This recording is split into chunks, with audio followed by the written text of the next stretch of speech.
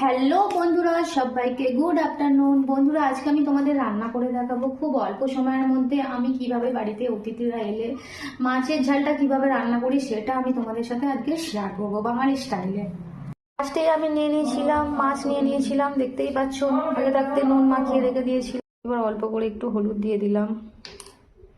দেখো, এখানে তেল দিয়ে দিয়েছি। তেলটা এবার গরম হয়ে এসেছে। এবার আস্তে আস্তে আমি মাছগুলোকে ছেড়ে দেবো। দেখো, আমি মাছগুলো দিয়ে দিয়েছি। আর এই সময় আমি মশলাটা রেডি করে নেব। বন্ধুরা, এবার আমি মশলাটা রেডি করে নিচ্ছি।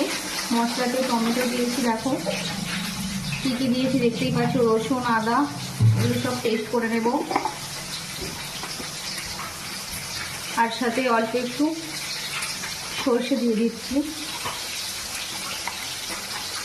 এর মধ্যে এবার একটু অল্প করে জল দিয়ে দিলাম। দেখো, পেস্টটা আমার রেডি হয়ে গেছে। তো বন্ধুরা, মাছ ভাজাটা আমার হয়ে এসেছে, লাল হয়ে গেছে। তো এবার আমি তুলে নেব। চলো, আমি দুটো কাঁচা লঙ্কা দিয়ে দিচ্ছি, জিরে দিয়ে দিচ্ছি। যে পেস্টটা করা ছিল সেটা ঢেলে দিলাম। মধ্যে অল্প একটু হলুদ গুঁড়ো দিয়ে দিয়েছি। কাঁচা লঙ্কা দিয়েছিলাম তাই অল্প একটু। তো দেখো, মশলাটা রেডি হচ্ছে।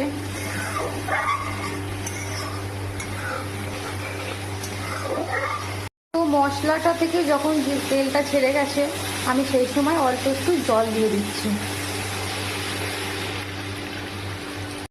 তো নুনটা যে যার স্বাদ মতন দেবে। ধনে পাতাটা আমি দিয়ে দিচ্ছি। এবার এটা একটু ফুটতে থাকবে। বন্ধুরা, আমি ভেজে থাকা মাছগুলো আস্তে আস্তে দিয়ে দিচ্ছি।